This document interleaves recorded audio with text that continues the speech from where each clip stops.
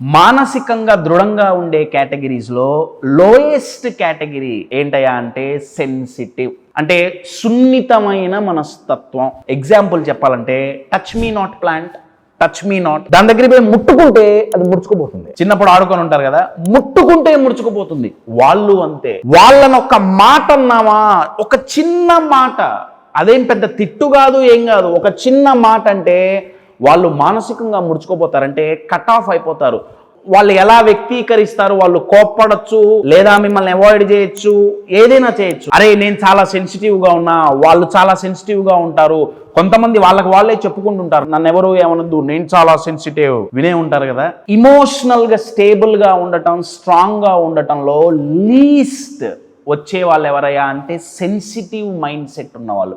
వాళ్ళు చాలా ఈజీగా అన్స్టేబుల్ అయిపోతారు, వాళ్ళు చాలా ఈజీగా పడిపోతారు.